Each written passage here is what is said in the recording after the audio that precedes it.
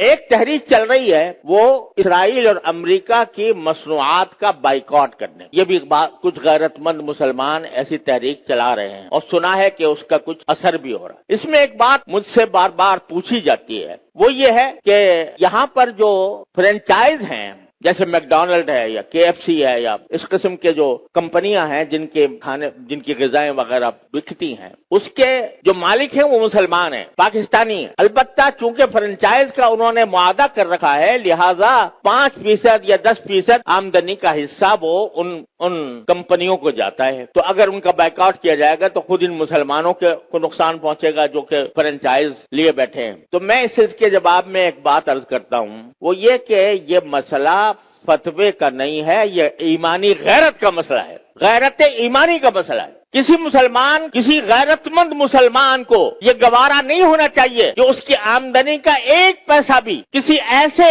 شخص کو پہنچے جو اسرائیل کو مدد دے رہا ہے۔ یہ انسان کی ایمانی غیرت کا تقاضا ہے۔ یہ کہنا کہ بھئی 5% جاتا ہے، اب 95% تو ہم کھاتے ہیں۔ ارے بھائی 95% آپ کھا چکے، بہت الحمدللہ، کافی آپ نے نفع بنا لیا۔ اب آپ یہ تو کر سکتے ہو کہ اس فرنچائز کو ختم کر کے اپنا کاروبار شروع کر دو۔ اگر اس کو ختم کر کے اپنا کاروبار شروع کرو گے تو ذرا تھوڑا سا پتہ تو چلے گا ان کو کہ یہ جو ہم دنیا بھر کے اندر ہم اپنی مصنوعات چلا رہے ہیں، دنیا بھر میں ہمارا سکہ چل رہا ہے، اس کا کچھ اثر تو ہوگا۔ یہ کہنا کہ 5% جا رہا ہے ان کو اور ہم نے 5% جا کے کیا اس میں کیا فرق پڑے گا؟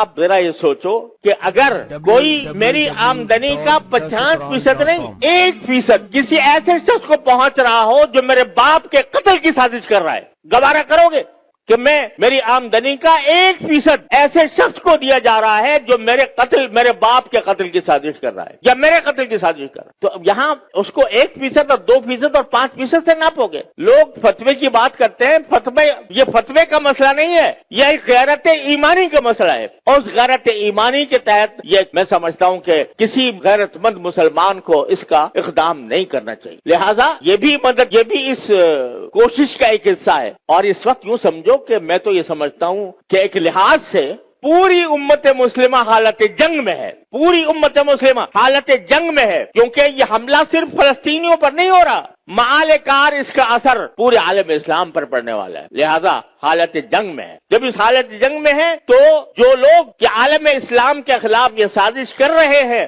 ان کو کسی طرح بھی نفع پہنچانا، چاہے وہ 1 پیسے کا ہو، یہ ایک مسلمان کی غیرت کو اسے گوارا نہیں کرنا چاہیے۔ لہذا میں اس بات کی حمایت کرتا ہوں کہ ایسی چیزوں کا بائیکاٹ کیا جائے جس کا فائدہ ان طاقتوں کو پہنچ رہا ہے۔